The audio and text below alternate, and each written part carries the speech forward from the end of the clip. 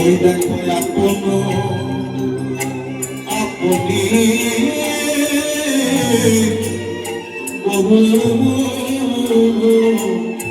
ওই দেখো আপন আপনি গৌরী আমার দেখো দেখো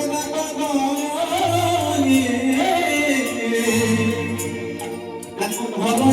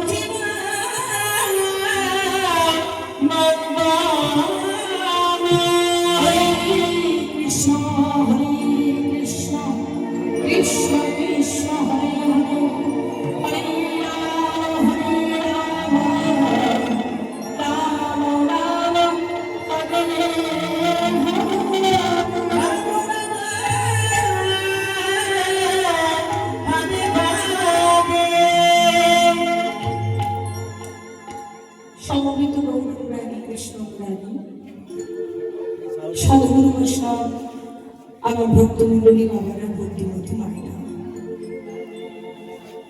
সর্বপ্রথমেই আজকের এমন সুন্দর একটি ভুবন মঙ্গল হরিবাস অগণিত সাধুগুরু বৈষ্ণবের যেখানে আগমন রয়েছে, আপনাদের মতো নদিয়া জেলার ভক্তদের আগমন ঘটেছে। সেই ভক্তের চরণে আজকে হরিবাসরে দাঁড়িয়ে সর্বপ্রথমেই রইল এই জ্ঞানহীনা, ভক্তিহীনা, অজানা, অজ্ঞাত কীর্তন জগতের ক্ষুদ্র সম্প্রদায় পশ্চিম বর্ধমান দুর্গাপুর থেকে আগত অথবা নূপুর ব্যানার্জি ও তার এই ক্ষুদ্র সম্প্রদায়ে আপনাদের সকলের চরণে আমার কোটি কোটি ধন্যবাদ।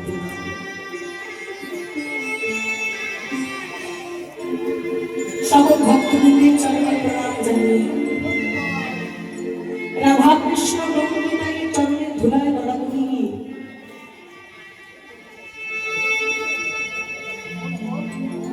শিক্ষাগুরু দীক্ষাগুরুর চরণে কোটি কোটি দণ্ডবত প্রণাম জানিয়ে আমার মাতা পিতার চরণে প্রণাম জানিয়ে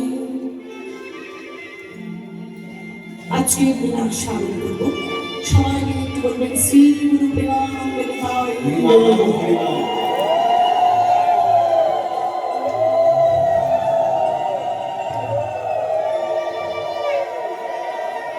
নদিয়া চন্দ্র সচিবাতার কুমারিয়া গৌরহরি, আপনাদের গর্ব গৌরহরি, আপনাদের জেলার ভগবানকে নিয়ে আমরা করে খাচ্ছি, তাই না? আপনারা সত্যি ভাগ্যবান, ভাগ্যবতী যে আপনাদের গৌর দেশে জন্ম। আমরা নিজেদেরকে ধন্যবাদ করব, কারণ যে ভারতবর্ষের মাটিতে আমাদের জন্ম হয়েছে, বিদেশিরা পর্যন্ত যে ভারতবর্ষের মাটিকে প্রণাম করেন, সেই ভারতবর্ষই হচ্ছে গৌর দেশের মাটি। তবু আপনারা যারা একটু স্পেশাল, তাই না? নদিয়ার মানুষ, নদিয়া জেলার নবদ্বীপের সচিবর্ধ সিন্ধু মাঝে প্রকট হলেন কে? অন্তে কৃষ্ণ বহিনী গৌর দর্শনাদি বৈভব যদ্বৈ সংকীর্তনম তস্মাৎ কৃষ্ণ চৈতন্য মহাশ্রেতা।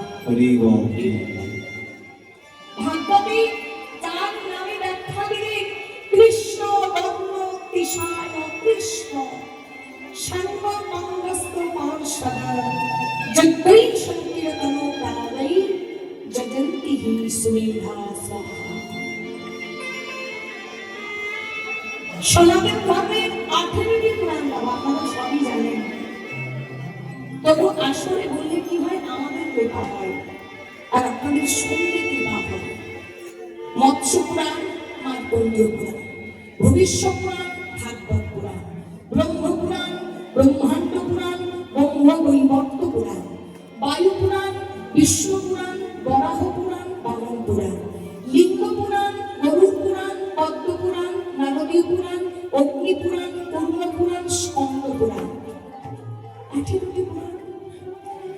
18টি পুরাণের শ্রেষ্ঠ হচ্ছে, যাতে 18,000 শ্লোক আছে, সেটা হচ্ছে শ্রীমদ্ ভাগবত। আবার স্কন্দ পুরাণ, যাতে 81,000 শ্লোক আছে, সেটা বৃহৎ, কিন্তু শ্রেষ্ঠ না। শ্রেষ্ঠ হলো শ্রীমদ্ ভাগবত। সেই ভাগবতে গৌরহরির সম্পর্কে লিখলেন কি? যখন মহাপ্রভুর জন্ম হয়নি, নিমাই আপনাদের জেলায় আসেনি, তারও বহু পূর্বে লেখা হলো আগত কলিযুগের ভগবান কেমন হবে, আর কলিযুগের ভগবানকে পাবো কিভাবে। লিখলেন কৃষ্ণ বর্ণ তিসায় কৃষ্ণ সর্বমঙ্গস্ত পার্শ্বদা। এটা প্রথম না। কৃষ্ণ বর্ণ মানে কি বাবা? কৃষ্ণ মানে কি? কৃষ্ণ মানে কোন একটা ব্যক্তির নাম হতে পারে, কৃষ্ণ নাম হতেই পারে। আবার কৃষ্ণ মানে হচ্ছে কালো, যেটা কালো সেটাকে কৃষ্ণ বলা হয়। যাদের গায়ের রং কালো বললেন কৃষ্ণ বর্ণ। কৃষ্ণ মানে কালো, আবার কৃষ্ণ মানে কোন ব্যক্তির নামও বোঝায়। আমার বর্ণ মানে কি? বর্ণ মানে এই যে ধরুন আকাশী বর্ণ, গোলাপি বর্ণ, লাল বর্ণ, আবার বর্ণ মানে অ আর স্বরবর্ণ অর্থ ব্যঞ্জনবর্ণ। তাহলে বর্ণ মানেও দুটো, কিন্তু কি, একটা অক্ষর, একটা হচ্ছে বর্ণ। তাহলে কৃষ্ণ বর্ণ কৃষ্ণয় কৃষ্ণ। কৃষ্ণ মানে যদি কালো হয়, বর্ণ মানে যদি রং হয়, তাহলে হচ্ছে কালো বর্ণ। এখন আমাদের গৌরী কি কালো বর্ণ? তাহলে তৃষা অকৃষ্ণ। তৃষা মানে হচ্ছে ত্বক, তৃষা তৈরি বেটকাটানো পুরুষয় আকার, তৃষা মানে হচ্ছে ত্বক, অ মানে না, কৃষ্ণ মানে কালো। একটা সঙ্গে দুটো কৃষ্ণ, তাহলে একটা কৃষ্ণ মানে হচ্ছে কালো, একটা কৃষ্ণ মানে কৃষ্ণ। কৃষ্ণ কৃষ্ণ নামটা উচ্চারণ হবে। তাহলে কৃষ্ণ বর্ণ তৃষায় কৃষ্ণ। আগত কলির ভগবান ত্বকের দ্বারা কালো হবেন না, তার মানে ফর্সা হবেন।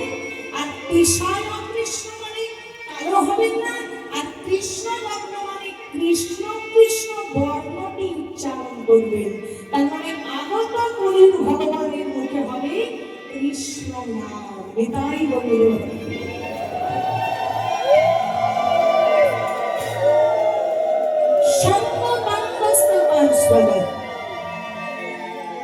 সাঙ্গপাঙ্গ ধরে অস্ত্র ধরে পার্শ্বদ নিয়ে এলেন। প্রথমে যখন আমি আসনে প্রবেশ করলাম, দেখলাম পঞ্চতত্ত্বের মূর্তি। বামে আছেন গদাধর আর শিবাস, ডাইনে কে আছেন দাদা নিত্যানন্দ ভক্ত। বামে যিনি আছেন তিনি হলেন রাধা রানী, শিবাংশ হচ্ছে দেবশ্রী নারদ, এদিকে দাদা নিত্যানন্দ ব্রজী বলরাম, অদ্বৈত আচার্য হচ্ছেন মহাদেব। তাহলে সাঙ্গপাঙ্গনে তিনি এসেছেন, অস্ত্র ধরে আসবেন। কলির ভগবানের হাতে কি কোনো অস্ত্র আছে? রামাদি অবতারে ক্রোধে নানা অস্ত্র ধরে অসুরেরই করেছে সংহার। হচ্ছে রাম আদি, আদি মানে কি অনেকগুলো, যেমন আমি বলি না বাংলা বলি রাম শ্যাম কথা কথা, মানে আরো সব অনেকে আছে। তাহলে এতগুলো অবতারে অস্ত্র ধরেছি, ক্রোধে নানা অস্ত্র ধরে অসুরেরই করেছে সংহার। দেবতাদের বিরুদ্ধে থাকা মানে অসুর। তবে কৃষ্ণ নাম হরি ভজন যদি কোনো দেহ না হয়, সে দেহ নাম অসুরের দেহ। তাহলে অসুরেরই করেছে সংহার, এবে অস্ত্র না ধরিব, আর অস্ত্র ধরবে না। প্রাণে কারো না মারিব, প্রাণে কাউকে মারব না, কেবল প্রেম দিয়া চিত্ত সূত্র করিব সভা। এটি ভাগবতে বলা হলো। আর ভগবান গৌর হরির, সেই গৌর প্রেমে, সেই গৌর নামে ডুবেছি আমি সকল, সেই গৌর প্রেমে ভেসেছি আমরা সকল মানব সমাজ। হা গৌর, হা গৌর, শুধু আমরা নই, নবদ্বীপের যে পুরমা তলা আছে সেখানে বসে পার্বতী তপস্যা করেছিল। হা গৌর, হা গৌর, হা গৌর। গৌর নামে যেজন ভিজতে পেরেছে, গৌর নামে যেজন ঢুকতে পেরেছে, সে জানে ভকতি রসসা। গৌরাঙ্গের দুটি পদ, যার ধন সম্পদ, সে জানে ভকতি রসসা।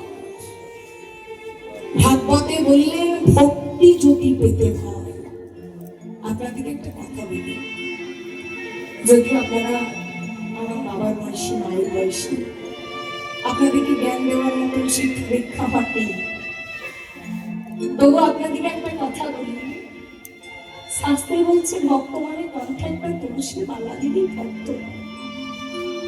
কণ্ঠে একবার তুলসী মালা নিয়ে, তিলক নিয়ে যদি আমি কোনো মানুষের সঙ্গে দুর্ব্যবহার করি,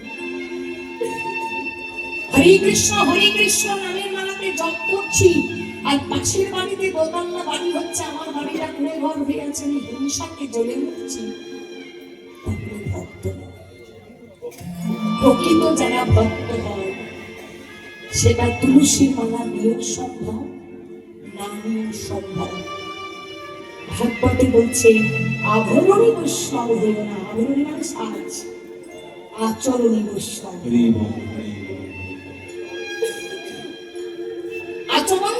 স্বামীর মতন করে। ভক্ত যদি হতে হয় সর্বপ্রথম ভাগবতে লিখলেন ভক্ত পদ ধরিয়ার ভক্ত পদ জয়, ভক্তির ভুক্ত অবশেষ মহাবল, ভক্তির চরণ ধুলি তাদের মনে স্থানে গেলি স্থানে গেলি তবে কোন মনে বৈষ্ণবের বৈষ্ণবের বিদারে করিয়া বলে ভক্তি রশ্মি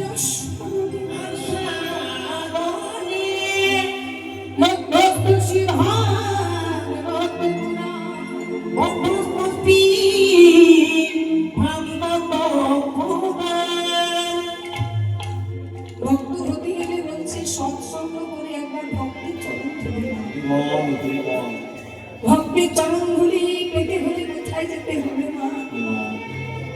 বাজারে সবজি কেনার জন্য যেমন আমরা যাই, তেমন কৃষ্ণ ভক্তি কিনতে হলে, কৃষ্ণ প্রেম কিনতে হলে আমাদের এরকম নিতাই চাঁদের হাটে হাসতে হবে। আর এরকম নিতাই চাঁদের হাটে এসে যদি এরকম ভক্ত সমাজে কোনদিন কৃপাবশত প্রকৃত ভক্তের আগমন হয়ে যায়, আর আমরা যদি চরণধুলি নিতে থাকি, চরণধুলি নিতে নিতে যেদিন প্রকৃত ভক্তের ধুলো মাথায় উঠে যায়, সেদিন কিন্তু আমাদের বেতাই গৌর হরিবোল বলে কৃপা হয়ে যাবে। নেশামতি স্থাবর অনুক্রমামি বিশান্তি নর্থব ভব জগতঃ মহীয়ংশু পাদরাজু নিশ কিঞ্চনং নরহীন জানত। ভাগবতে বলছে ভক্তির চরণ ধুলিতে কোথায় উঠে দাও, ভক্তির চরণ ধুলো মাথায় করো, ভক্তির পদ ধোয়া জল সেবা করো। যেদিন সুদামা দ্বারকায় যায়, যেদিন ব্রহ্মাণ্ডের মালিক, যিনি বিশ্ব ব্রহ্মাণ্ডের অধিকর্তা, যিনি সর্বকারণের কারণ, ভগবান শ্রীকৃষ্ণ এই রাজ সিংহাসনটা ছেড়ে দিয়েছিল, বলেছিল সুদামা এটাই আমার কাজ, কাউকে সিংহাসনে বসানো, কাউকে আমি সিংহাসন থেকে নামানো। আজ তোমার সময় হয়েছে, তুমি সিংহাসনে বসো। এই জগতে তো সবাই আমার ধোয়া জল সেবা করে, আজ আমি একবার প্রকৃত ভক্তের চরণ ধোয়া জলটা সেবা করি। প্রকৃত ভক্তের চরণ ধোয়া জলটা সেবা করে দেখব। আমি জানি না ভক্তরা আমার জল সেবা করে কি আনন্দ কি সুখ পায়। আমি তোমার পদ ধোয়া জলটা সেবা করি একবার দেখব। আমার ভক্ত প্রেমী, ভক্ত প্রেমী কতখানি আনন্দ, কতখানি সুখ।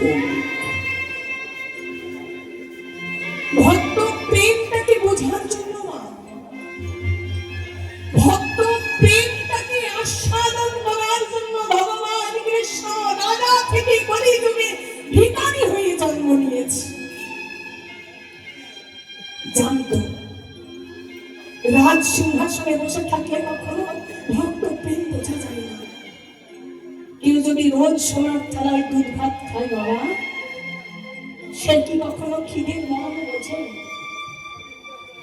যদি একদিন কেউ উপবাসে যায়, সারাদিন যদি উপবাসে থাকে, সারাদিনের পর যদি তাকে ভাতের উপর জল আর জলের উপর একটু নুন ছড়িয়ে দেওয়া হয়, ওই নুন জল ভাতটা দুধ ভাতের সমান হয়ে যায়। তাই তো নুন ভাত খাওয়ার অভ্যাসটা করতে হয়, দুধ ভাতের নয়। নুন ভাত খেতে খেতে দুধ ভাত খাওয়া যায়, কিন্তু দুধ ভাত খেতে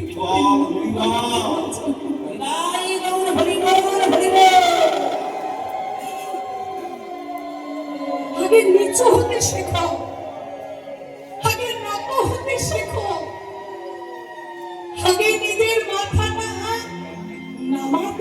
দেখো,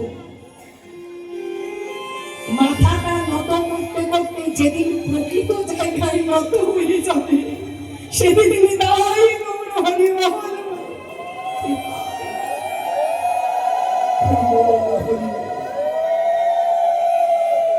তাই হলো ভগবান কৃষ্ণের মনে একটা বড় সাধ জাগে। ভগবানের মনে সাধ জেগেছে, কি সাধ?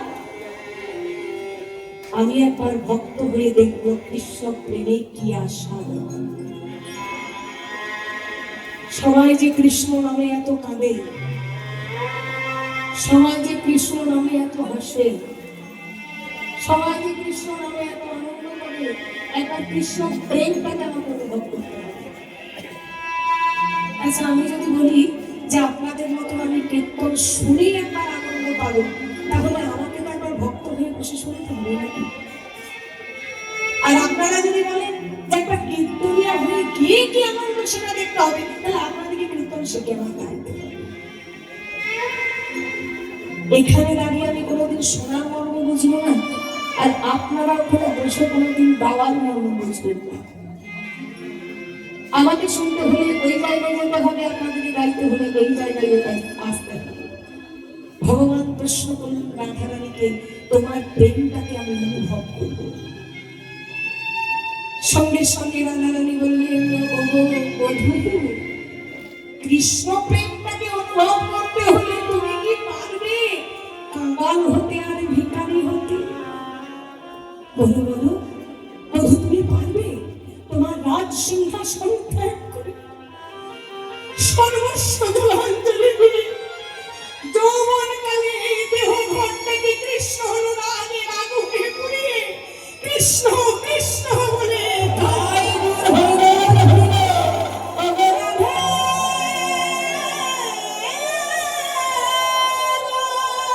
ও রাধে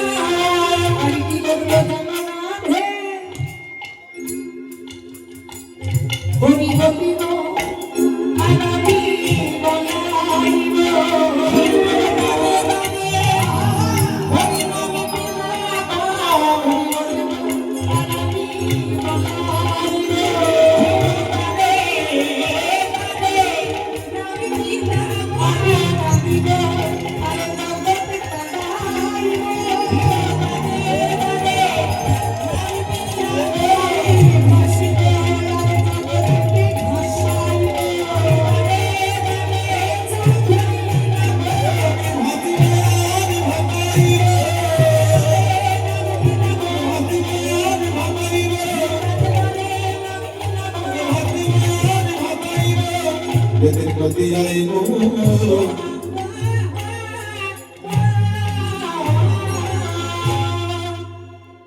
সেই ভগবান রাজা থেকে ভিখারি হইলে কিসের লাগে জানো না? শুধু কৃষ্ণ প্রেমটাকে অনুভব করার জন্য ভগবান এলেন। আপনি আচরি ধর্ম অপরে শেখাই, নিজে না আচরিলে অপরে শেখানো না যায়। নিজে আচরণ করে দিয়ে শিখিয়ে দিয়ে গেলেন তোমরাও একবার কৃষ্ণ নামে ভিজে যাও। এই যে গৌর হরি প্রেম, গৌর প্রেম, এই প্রেমটা কি জানেন না? আজকে কেউ গৌর নাম ভজনা করে না, আগামী দিনে যে সে গৌর নামে ভিজবে না তার কিন্তু কোনো গ্যারান্টি নেই। কে যে কখন কিভাবে গৌর নামে ডুবে যায়, গৌর নামে ভিজে যায়, এর একটা আস্ত প্রমাণ আছে জানেন? এই যে আপনারা গোবিন্দ দাসের পদাবলী আস্বাদন করেন, আমাদের কীর্তনাদের মুখে শুনুন না গোবিন্দ দাসের পদাবলী। সেই গোবিন্দ দাস তার দাদা ছিলেন রামচন্দ্র কবিরাজ। একটু ঘটনাটা শুনুন। তিনি ছিলেন কিন্তু মা কালীর ভক্ত। যারা মা কালীকে ভজনা করে আমরা জানি তারা শাক্তমত, আর যারা কৃষ্ণ ভজন করে তারা বৈষ্ণব। কিন্তু শাস্ত্রে একটা কথা আছে বাবা, হচ্ছে শাক্ত না হলে আবার বৈষ্ণব হওয়া যায় না। কেউ যদি শাক্ত না হয় আবার বৈষ্ণব হওয়া যায় না। ত্যাগী সেই হতে পারে যেজন সবচেয়ে বেশি ভোগী। সবচেয়ে বেশি যে ভোগী সেই আবার পরবর্তীকালে ত্যাগী হয়ে গেছে। কথাটা একটু ভালো করে বুঝবেন। রামচন্দ্র কবিরাজ কিন্তু মা কালীর ভক্ত ছিলেন, কোনোদিন গৌর নাম কৃষ্ণ নাম জপ করতেন না, আর তাদের কথা মনে করতেন না। ঘটনাটা ঘটে গেল কোনদিন, যেদিন ওই রামচন্দ্র কবিরাজ বর্ধমানের জাজিদ গ্রামের রাস্তা দিয়ে তার সদ্য বিবাহিত স্ত্রী, যার নাম হচ্ছে রত্নমালা, বিবাহ করে পালকি করে তার বাড়ি নিয়ে যাচ্ছে। পালকি করে নিয়ে আসছেন, আর ঠিক সেই সময় ওই বর্ধমান জাজিদ গ্রামের রাস্তার মোড়ে একটা বটগাছের নিচে বসে বসে একজন গৌর কথা আলোচনা করছে। আর এই যে আপনারা বসে বসে শুনছেন, ঠিক বহু মানুষ ভিড় করে সে গৌর কথা শুনছে। রামচন্দ্র কবিরাজের মনে একটু সন্দেহ জাগলো যে কি ব্যাপার। আজকালকার এই মুসলমান জামানায়, তখনকার দিনে না মুসলমানের অত্যাচারটা তো বেশি ছিল। তো তার মনে মনে হলো যে আজকালকার এই মুসলমান জামানায় এমন করে গৌর কথা গাইছেন, এমন করে গৌর কথা বলছেন, আর বহু বহু মানুষ গৌর কথা শুনছেন, তাহলে গৌর নামে এমন কি জাদু মন্ত্র আছে রে বাবা? কোনোদিন তো গৌর নাম শুনিনি, শুধু তো মা কালীকে ভজনা করেছি, তো যাই আজ একটু শুনে আসি। সেই সদ্য বিবাহিত স্ত্রী রত্নমালা আর সে বসে আছে কোথায় না পালকির মধ্যে। পালকির পর্দাটা খুলে যখন দেখছে বহু মানুষ গৌর কথা শুনছে, তখন ওই বিহারা দিকে পালকিটা থামিয়ে সেই পালকি থেকে নেমে বর বেশে ঘরের একটা কি বেশ থাকে, ধুতি থাকে, পাঞ্জাবি থাকে, মাথায় টুকুর থাকে, গলায় মালা থাকে। সেই দেশে আজকে যেখানে গৌর কথা হচ্ছে সেখানে বসে বসে গৌর কথা শুনছে। এবার যিনি গৌর কথা বলছেন, যিনি পাঠক, তিনি আবার সব ভক্তদেরকে বোঝাচ্ছেন যে ভক্তগণ গৌর কৃপা পেতে হলে কি যেমন আপনারা শুনছেন আমি গাইছি বেদা পিতা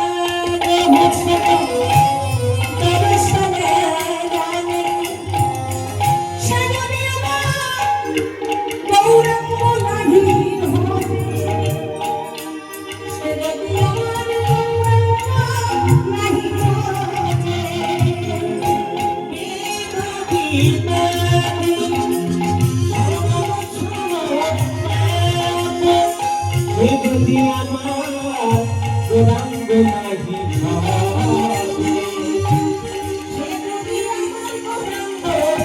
নাহি ভাবে, ওরে চাঁদারে অধমে লোচনবি মগলে আমার মনে অন্ধে বিবাহ গলমনে অন্ধে বিবাহ এলাইয়া সাজানা নিভবে গেল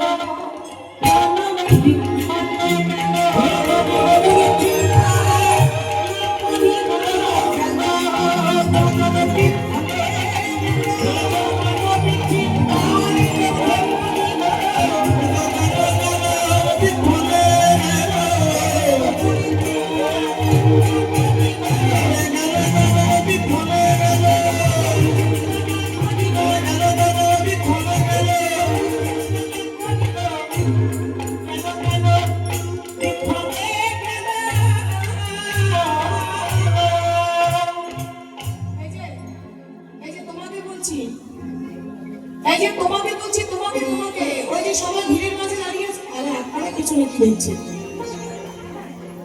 ওই যে বর বেশি দাঁড়িয়ে আছো না, ওই যে বর বেশি দাঁড়িয়ে আছে ওই ছেলেটিকে বলছি গো, এখানে শোনো শোনো শোনো। আর করছিলেন কে? যিনি আমার গৌরহরি গুরুদেব শ্রীনিবাস আচার্য মহাশয়, ডেকেছেন তাকে রামচন্দ্র কবিরাজকে। এই যে দিকে শোনো, ওই যে বর বেশি দাঁড়িয়ে রয়েছে ওই ছেলেটিকে বলছে দিকে শোনো। রামচন্দ্র কবিরাজ ভয় কাঁপছিল, কি হয়েছে? এদিকে শোনো বাবা, তোমাকে দেখে মনে হচ্ছে সত্য তোমার বিবাহ হয়েছে আগে, তবে তোমায় একটা কথা বলি বাবা, বিবাহ করে বউকে নিয়ে যাচ্ছিল, কিন্তু আমার জন্য মনে হচ্ছে তোমার এই দেহটা সংসার সাধনের জন্য নয়, তোমার এই দেহটা ভগবান দিয়েছে গরু ভজনের জন্য।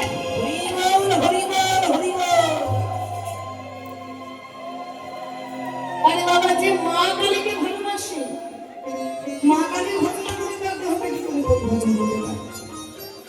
বিবাহ করে স্ত্রীকে বাড়ি নিয়ে গেল, এখন যেদিন বউ বাড়িতে যায়, এই যে আমরা তো সবাই বিবাহ করে আমার তখন 18 বছর বয়স হয়নি, এখন হয়তো হলে পুলিশ কেস হয়ে যেত। 17 বছর বয়সে আমার বিবাহ হয়েছে 2012 সালে। তাহলে চিন্তা করুন, তাহলে তখন এখনকার সময় ধরে পুলিশে ধরে নিয়ে যেত, আমাকে নিয়ে যেত, আমার বর্ত নিয়ে যেত। তাহলে সত্য বিবাহিত স্ত্রী যেদিন বাড়িতে আসে সেই রাত্রিটাকে কি বলে বলুন তো? কাল রাত্রি। ঠিক তার পরে রাত্রিটাকে কি বলে? ফুলশয্যার রাত্রি। রামচন্দ্র কবিরাজের সেই দিনটি এলো, সেই রাত্রিটি এলো, সেই ফুলশয্যার রাত্রি। সদ্য বিবাহিত স্ত্রী রত্নমালা। এখন যেমন নানান ধরনের ব্রাইডাল মেকআপ হয়েছে, তখনকার ব্রাইডাল মেকআপ ছিল না। একটু চন্দনের ফোঁটা, একটু খোপা করতো, সুন্দর চুলে খোপা করতো, একটু ফুল লাগাতো, মাথায় একটা ফুলের মুকুট, সারা গায়ে গহনা, সোনার অলংকার, একটা বেনারসি লাল টুকটুকে শাড়ি, গলায় একটা রজনীগন্ধা ফুলের মালা। এটা ছিল সুন্দর সাজ। ঘোমটাটা মুখে ঢেকে সুসজ্জিত একটি বিছানা, সুসজ্জিত একটি শয্যায় বসে আছে, অপেক্ষা করছে রত্নমালা তার স্বামীর সঙ্গে প্রথম মিলনের রাত্রির জন্য। মুখের সামনে ঘোমটাটা ঢেকে লজ্জায় ম্লান হয়ে আছে রত্নমালা। আর সেই সময় রামচন্দ্র কবিরাজের কিছু শালিকা ছিল, যেগুলো হয় না, দরজার ভেতরে ঢুকিয়ে দরজাটা আটকে দিয়েছে। রামচন্দ্র কবিরাজ দরজার খিলতি দিয়ে যেইরা রত্নমালার কাছে এসে সেই শয্যার মধ্যে খাটের মধ্যে বসেছে, রত্নমালা মুচকি মুচকি হাসছে। আপনারা জানেন না, এখনকার দিনে যেমন ফোনের জামানা, তখনকার দিনে কিন্তু স্বামী স্ত্রীর কথা বিয়ের আগে কোনোদিন হতো না। প্রথম কথা হতো সেই ফুলশয্যার রাত্রিতে। রামচন্দ্র প্রথম কথা বলছে রত্নমালাকে, রত্নমালা, রত্নমালা সামনে, রত্নমালা বলো স্বামী, রত্নমালা তোমাকে সাত পাকে বেঁধে মাথার মধ্যে সিঁদুর দিয়ে বিবাহ করেছি, তুমি গতকাল থেকে আমার স্ত্রী হয়েছ। আমি ব্রাহ্মণের ছেলে, তুমি ব্রাহ্মণী। আচ্ছা রত্নমালা, আজকে রাত্রিতে তুমি আমার একটা কথা দেবে? আজকে তো আমাদের প্রথম রাত্রি। রত্নমালা বলছে, স্বামী, আমিও সাত পাকে ঘুরে যার হাতে হাত রেখে কথা দিয়েছি, সারা জীবন তার পাশে থাকবো, যে আমার জীবন সঙ্গী, সে আমার কাছে কিছু চাইবে, আমি দেবো না, সেটা বললে হবে। তবে শুনে রাখো রত্নমালা, আমি কিন্তু এক কথার মানুষ, ওই দু নৌকায় পা দিয়ে চলা কিন্তু আমার অভ্যাস নেই। তুমি যেটা আমার কথা দেবে, সে কথাটা কিন্তু তুমি রাখতে হবে। তাহলে আমার হাতটা লাগিয়ে দিলাম, তুমি আমার হাতে হাত রেখে একবার কথা দাও যে আমি যা চাইবো তুমি তাই দেবে। স্বামী গো, আজ আমাদের ফুলশয্যার রাত্রি, প্রথম মিলনের রাত্রি, আমি কথা দিচ্ছি। ঘুমটা ডানার থেকে হাতটা বাড়িয়ে স্বামীর হাতের হাত থেকে যেই কথা দিয়েছি, সারা শরীরে সে বলন হচ্ছে। যেই না হাতে হাতটা দিয়েছে, সঙ্গে সঙ্গে রামচন্দ্র কবিরাজ বলে উঠেছে, ও রত্নমালা, তাহলে তুমি আমার হাতে হাত রেখে যখন কথা দিলে, তুমি শুনে রাখো আমি তোমার কাছে কি চাই। আজকে এই ফুলশয্যার রাত্রিতে সারা ঘর ফুলে ফুলে শয্যা সুসজ্জিত হয়ে আছে। আজ আমাদের প্রথম রাত্রি জীবনের, তবে আজ তোমার কাছে চাইলাম চিরজীবনের মতো বিদায়। চমকে গেছে, তুমি কি চেয়ে বসে? তুমি শোনি ওই যে প্রভু, যে প্রভু আমার কথা বলছিল, সেই প্রভু আমার কাছে রেখে বলেছে, এই শরীরটা আমার, এই দেহটা আমার নয়, আমার সংসার সাধনের জন্য নয়, এই দেহটা আমার গৌর ভোজনের জন্য।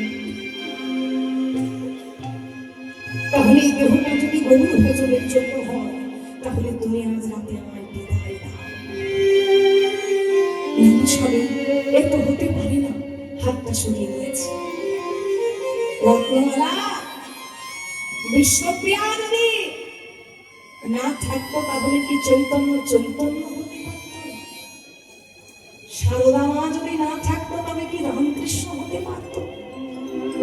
এবং রানী রজকিনী না থাকলে কি চণ্ডীদাস প্রেমের পদাবলী লিখতে পারতো? পদ্মাবতী পাশে না থাকলে কি জয়দেব গীতগোবিন্দম লিখতে পারতো? তুমি যদি আমার পাশে না থাকো তাহলে আমার পাশে থাকবে কি? এই বলে নিজের গলার মালাটা, দেখুন পুরুষরা রাত্রিতে শয্যায় বসে আমার স্বামী স্ত্রীর মালা বদল হয়, নিজের গলার মালাটা রত্নমালার গলায় পরিয়ে দিয়ে দরজার খিলটা যেই না খুলতে যাবে সঙ্গে সঙ্গে রত্নমালা ঘুমটাটাকে সরিয়ে স্বামীর চরণ দুটো ধরে বলছে না না,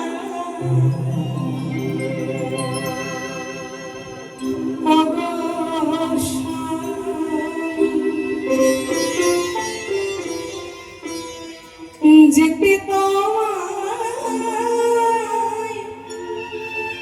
দেব না।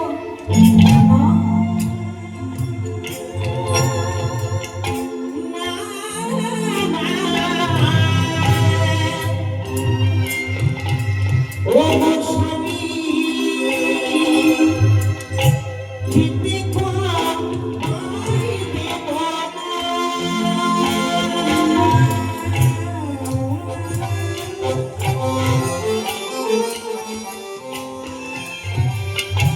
যেতে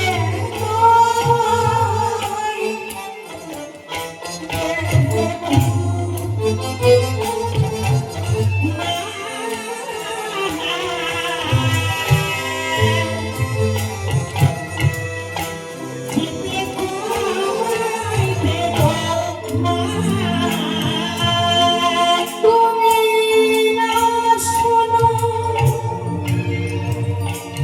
শোনো না কথা, তুমি আমায় বাধা দিও না।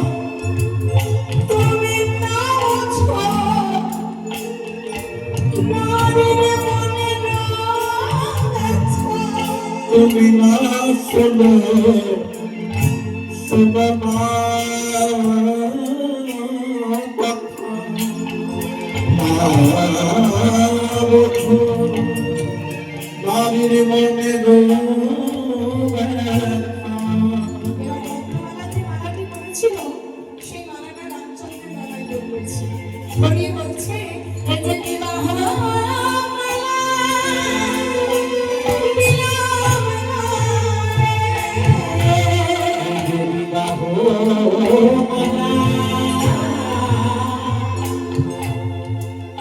আমি বিবাহ বলে,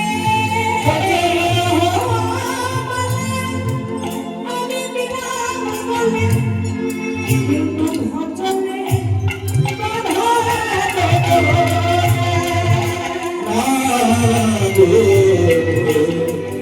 যেতে তোমায় দেব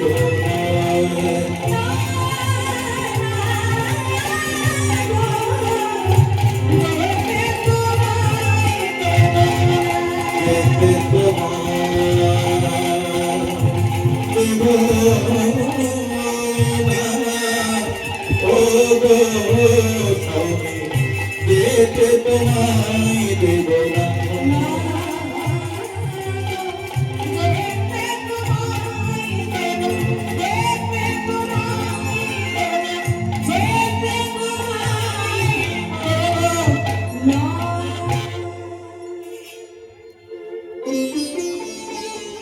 আজকে রাত্রিটা থেকে যাও।